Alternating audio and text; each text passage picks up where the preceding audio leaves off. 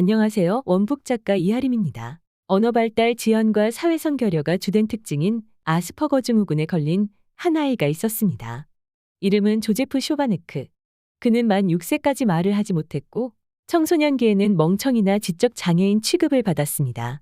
간단한 인사를 하거나 전화 통화 같은 사소한 일로도 불안해하던 소바네크는 파리 정치대학을 졸업했고 독학으로 10개의 언어를 배웠으며 지금은 전 세계를 돌아다니며 강연을 합니다. 안타깝게도 쇼바네크 같은 사례는 드뭅니다. 수많은 자폐 아동이 평생 침묵이라는 감옥에 갇혀 지내는 것이 현실이지요. 오늘 소개해드릴 책은 쇼바네크가 쓴 우리는 모두 다른 세계에 산다입니다. 이 책을 통해 자폐인이 세상을 바라보는 시각은 어떠한지 살펴보려 합니다. 많은 사람이 자폐인은 우둔하고 정신장애를 지닌 사람이라고 생각합니다. 하지만 그들은 자신만의 세계에 몰두하고 있을 뿐입니다. 쇼바네크는 8살 때부터 천문학에 푹 빠져 있었습니다. 만약 그가 정신과 의사에게 별의 특징에 대해 더듬거리며 끝도 없이 말했다면 그 의사는 꼬마에게 정신병을 이겨내도록 약을 주었을지도 모릅니다. 학교도 마찬가지입니다. 선생님들은 자폐를 지닌 아동이 갖추기 힘든 능력을 기준으로 평가하기 때문에 문제가 발생합니다. 쇼바네크는 읽고 쓸 줄 알며 여러 종류의 곰팡이에 깊이 빠져들 수 있었지만 반 아이들과 함께 굴렁쇠놀이를 하지 못했기 때문에 학교에서는 유급을 권했다고 합니다. 자폐를 지닌 아동 중 상당수는 삼중적분에는 흥미를 느끼지만 음악 반주기에 맞춰 노래하는 것은 대체로 흥미를 느끼지 못합니다. 운동장에서 아이들이 격하게 소리를 지르고 몸을 움직이며 느끼는 즐거움을 이해하지 못할 수도 있습니다. 저자는 말합니다. 자폐를 지닌 아동 대부분은 걸음걸이와 전반적인 행동 방식이 조금 이상하다. 내가 교실에서 선생님의 지시에 자기들과 같은 방식으로 반응하지 않는다는 사실을 아이들은 금세 알아챘다.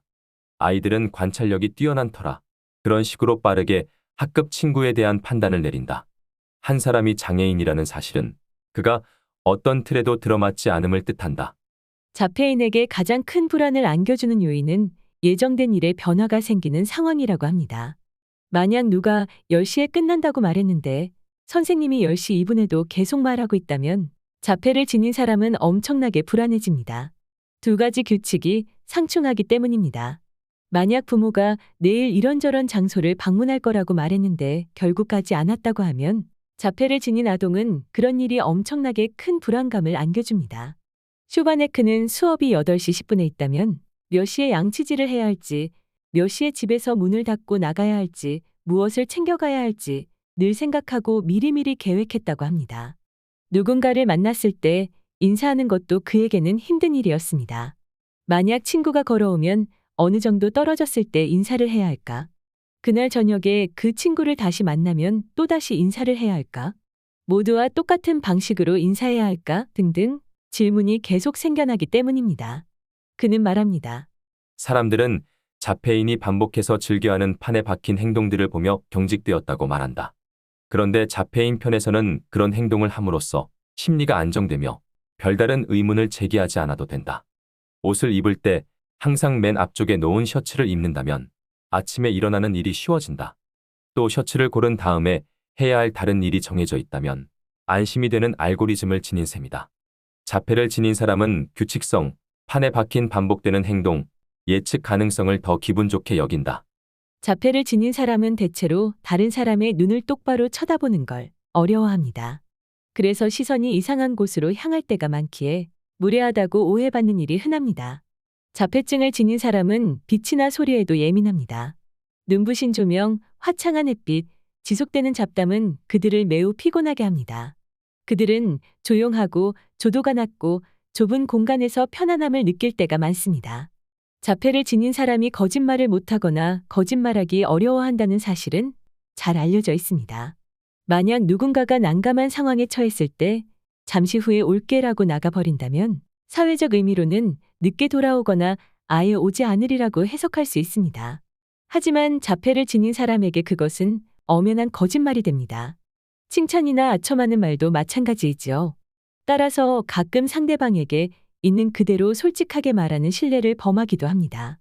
다른 사람이 거짓말을 할 거라고 생각하지 않기에 남의 말을 곧이곧대로 믿는 경향도 강합니다. 저자는 자폐인은 모두 지적장애가 있다라는 공식을 버려야 한다고 말합니다. 아인슈타인을 가르친 한 교사는 그 아이에게서는 좋은 것이 하나도 나오지 않을 거라고 평가했었죠. 저자 역시 마찬가지였습니다. 다행히 쇼바네크에게는 끝까지 그를 믿어주는 부모님이 계셨습니다. 내가 어렸을 때 학교에서 선생님들은 나의 지적 능력 결핍과 성공 가능성 부족, 내가 바로 몇 주 후면 겪게 될 실패에 대해 온갖 이야기를 늘어놓았다. 유아학교 5세반에 다닐 때 나는 학급 꼴찌였고 할 줄 아는 게 아무것도 없었다. 신발끈도 못 묶었고 색칠도 못했으며 그림도 못 그렸다.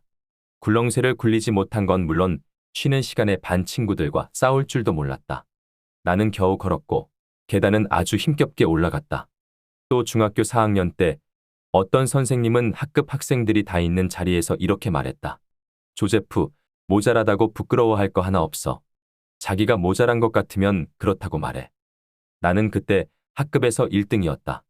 가끔 부모, 교사, 주변 어른들이 자신의 경험에 기대어 이런저런 아이가 미래에도 열등생일 거라고 추정합니다. 그런 말을 들으며 자란 아이는 정말 그렇게 될 위험이 있습니다.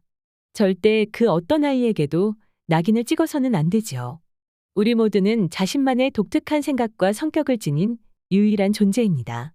똑같은 사람은 한 사람도 없습니다. 모든 편견을 걷어내고 있는 그대로 상대방을 바라보고 싶습니다. 오늘 한 권의 책은 우리는 모두 다른 세계에 산다입니다. 감사합니다.